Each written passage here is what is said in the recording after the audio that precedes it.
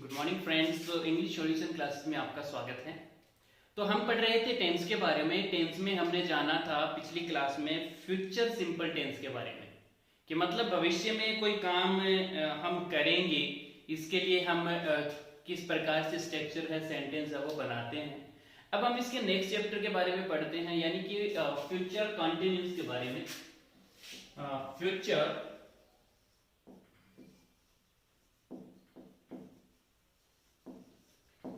Continuous के बारे में, कि मतलब कि भविष्य में कोई काम कर रहा होगा, वह खेल रहा होगा, वह पानी पी रहा होगा, वह बर्तन साफ कर रही होगी। कि कहने का मतलब है कि यदि इसकी पहचान के तौर पे हम देखें कि रहा होगा, रही होगी, रहे होंगे, यदि यह सेंटेंस है यानी वर्ड है वो हिंदी सेंटेंस के लास्ट में आते हैं, तो वह जो सेंटेंस होगा वह हमारा होगा फ्यूचर कंटिन्यूअस का। तो चलिए जानते हैं इसके अफर्मेटिव सेंटेंस के बारे में, कि इसका अफर्मेटिव सेंटेंस किस प्रकार से बनाएंगे। अफर्मेटिव बनाने के लिए हमें पास में जो होगा वह होगा subject plus shall will plus be आएगा, फिर उसके बाद में V4 प्लस ऑब्जेक्ट। यह हमारा जो स्ट्रक्चर है वो रहेगा इसका, subject shall will plus be plus V4 plus object. Shall will की जहां तक बात है, मैंने बताया था आई वी के साथ में शैल का यूज करेंगे और बाकी सब के साथ में विल का यूज करेंगे। ये याद रखना, आई और वी के साथ में शैल का, बाकी सबके साथ में विल का यूज होगा। चलिए जानते हैं इसके एग्जांपल के बारे में। जैसे कि मैं कहूं कि वह अखबार पढ़ रहा होगा, वह अखबार पढ़ रहा होगा, रहा होगा आ रहा है।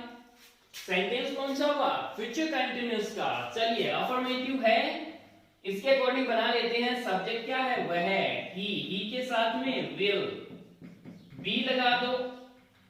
पढ़ना रीड कहलाता है, रीडिंग आ गया। क्या? अखबार, newspaper. He will be reading newspaper। जैसे कि मैं कहूं वह गाने सुन रही होगी, वह रेडियो सुन रही होगी। देखना दोनों में, दोनों सेंटेंस इसीलिए दिखाए हैं मैंने, इसमें थोड़ा सा डिफरेंस आएगा। देखना, वह गाने सुन रही होगी, तो कैसे बनाओगे? वह गाने सुन रही होगी, वह शी के साथ में विल, शी विल आ गया। उसके बाद में क्या लगाओगे? बी, शी विल बी क्या? सुनना, सुनने को क्या बोलते हैं? लिसन, LISTEN, ING लगा दिया, लिसनिंग। क्या सुन रही है? Music. She will be listening music, she will be listening music. वह गाने सुन रही होगी, वह रेडियो सुन रही होगी, यानी कि किसी के माध्यम से कोई काम करना होता है, यानी कि वह माध्यम है, वो आपको दर्शाना होता है। अब जैसे कि म्यूजिक सुन रही, इसमें माध्यम नहीं दर्शाया गया है, तो हमने इसके साथ में कोई प्रीपोजिशन का यूज नहीं किया। लेकिन यदि कोई माध्यम दर्शाना होता है तो यहां पर यूज करते हैं हम रेडियो। कोई भी इंस्ट्रूमेंट है जिसके माध्यम से हम ये काम दर्शाया जाता है, माध्यम होता है, तो वहां पर यूज होता है टू का। तो यहां पर क्या आ जाएगा? वह रेडियो सुन रही होगी, she will be listening to the radio, she will be listening to the radio. तो यहां पर क्या आ गया? टू आ गया। ये थोड़ा सा ध्यान रखना इस बात का। चलिए ये था अफर्मेटिव, कि अफर्मेटिव सेंटेंस किस तरीके से हम बनाएंगे इसका, कि वह यह काम कर रहा होगा। तो subject shall will be V4 plus object का यूज कर लेंगे।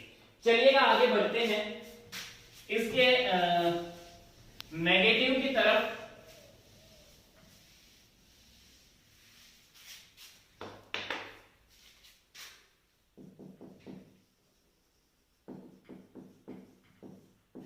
इसके नेगेटिव स्ट्रक्चर की तरफ बढ़ते हैं कि नेगेटिव क्या बनेगा, वही है subject plus will sell plus not plus be V4 plus object. ये she will share plus not plus be plus V4 plus object. Not का मैंने बताया था हमेशा कौन से नंबर पर, तीसरे नंबर पे आएगा। जैसे कि मैं एग्जांपल में कहूं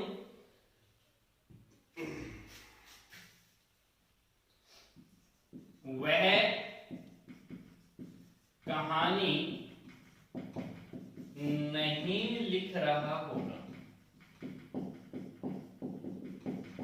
वह कहानी नहीं लिख रहा होगा। चलिएगा स्ट्रक्चर के अनुसार चलते हैं। ही विल या शैल सिंगुलर है, क्या आ जाएगा विल। नॉट लगा दो तीसरे नंबर पर, नॉट प्लस क्या लगाओगे, ही विल नॉट बी लिखना राइटिंग स्टोरी। कहानी को क्या बोलते हैं, story. He will not be writing story, वह कहानी नहीं लिख रहा होगा। एक बात ध्यान रखना, will प्लस नॉट को यदि शॉर्ट में लिखना हो तो ऐसे लिखेंगे, ये याद रखना। will प्लस नॉट को शॉर्ट में लिखना हो तो want बोलते हैं, WON अपस्टॉप T, want। तो इसलिए ये बोल सकते हैं he want to be writing story, he will not be writing story, वह कहानी नहीं लिख रहा होगा। जैसे कि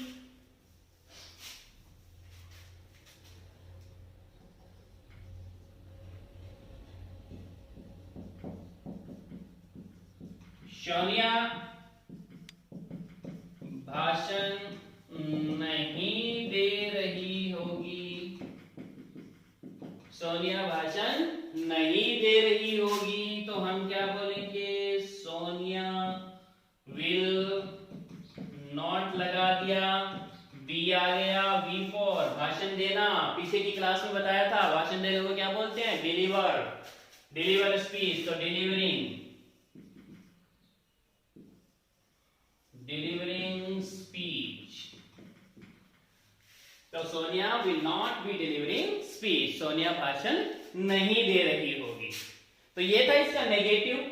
अब चलते हैं इसके इंटेरोगेटिव की तरफ कि इंटेरोगेटिव स्ट्रक्चर इसका कैसे बनाएंगे।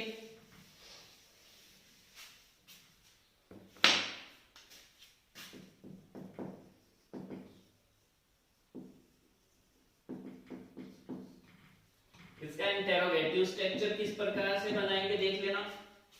इंटेरोगेटिव में वही है, इंटेरोगेटिव बनाओगे तो क्या करोगे, शैल विल को पहले रख लो plus subject plus be V4 plus object. ये स्ट्रक्चर देखना, कोई भी टेंस हो इसका यदि स्ट्रक्चर आपको मालूम है या स्ट्रक्चर आपने क्लियर कर लिया, उसके बाद में उस सेंटेंस को, उस टेंस को आप आसानी से कर सकते हो। तो मेरा मानना है कि स्ट्रक्चर आपकी क्लियर होनी चाहिए इसमें। तो स्ट्रक्चर है उसकी प्रैक्टिस करना, स्ट्रक्चर को क्लियर ज्यादा से ज्यादा करने की कोशिश करना। तो शैल या will subject be V4 plus object. Example मैं लूं कि मतलब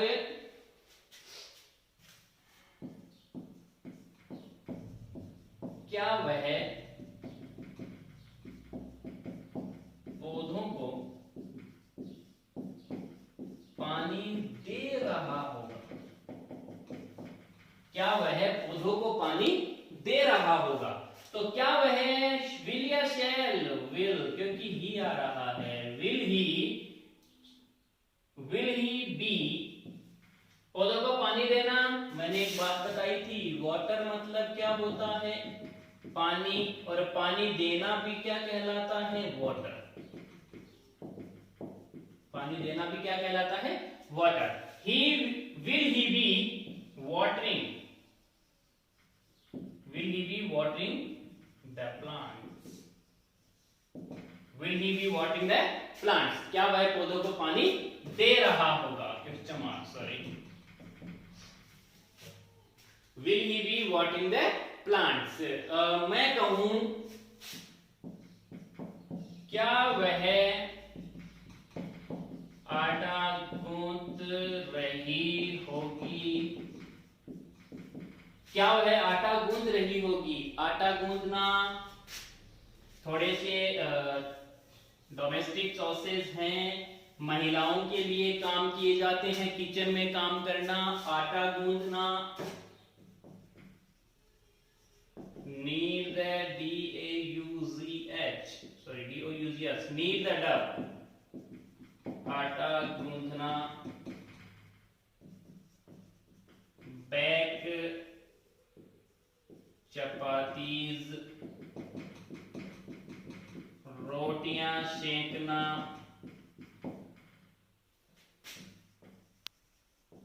सीजन वेजिटेबल्स,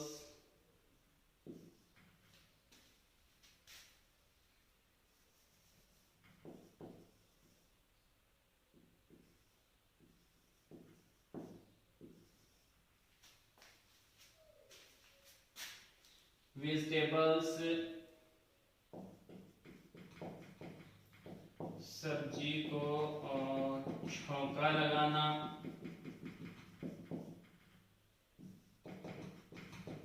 सेव फ्लोर, आटा छानना, ठीक है, शेव मतलब छलनी भी होती है, शेव फ्लोर आटा छानना, नीड डव आटा गूंथना, बेक चपाती रोटियां सेकना, season vegetables, VEGETABLES vegetables,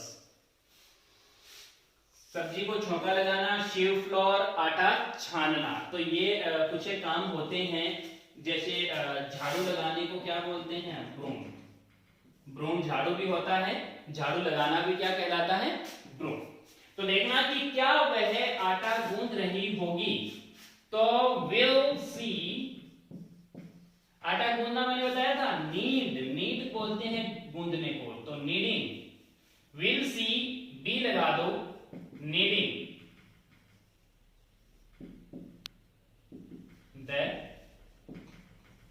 Dove, will she be kneading the dough. इसी तरीके से क्या वह रोटियां सेक रही होगी? Will she be baking chapatis, क्या वह पोछा लगा रही होगी? पोछा लगाना,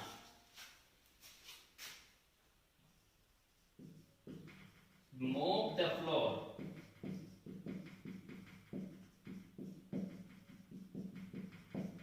mop the floor होता है पोछा लगाना, क्या वह पोछा लगा रही होगी? Will she be mopping the floor, क्या वह खेल रहा होगा? Will he be playing.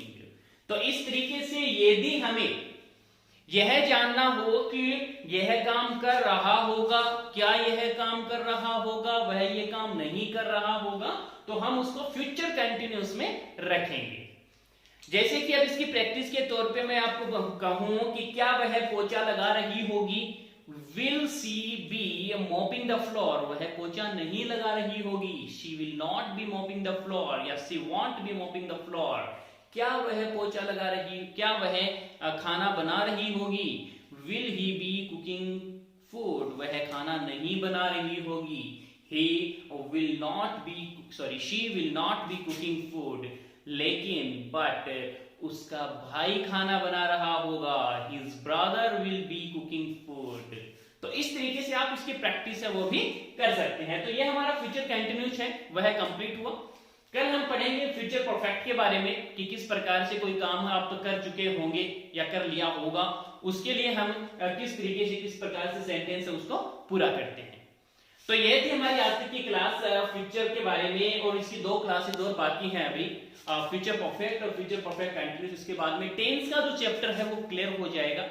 उसके बाद में हम चलेंगे डायरेक्ट इनडायरेक्ट की तरफ कि डायरेक्ट इनडायरेक्ट किस तरीके से कंपटीशन एग्जाम में भी आते हैं, डायरेक्ट इनडायरेक्ट पूछे जाते हैं, टेंस से रिलेटेड क्वेश्चन भी पूछे जाते हैं। तो यह जरूरी नहीं है कि एक स्कूल स्टूडेंट्स के लिए ही है, ऑल कॉम्पिटिटिव एग्जाम की जो प्रिपरेशन कर रहे हैं इंग्लिश से रिलेटेड, तो उन सबके लिए यह चीजें वो जरूरी है। यदि हमारा ये क्लासेस है वो आपको समझ में आ रही हैं तो हमारे चैनल को सब्सक्राइब करें, लाइक करें और शेयर करें। तब तक के लिए धन्यवाद।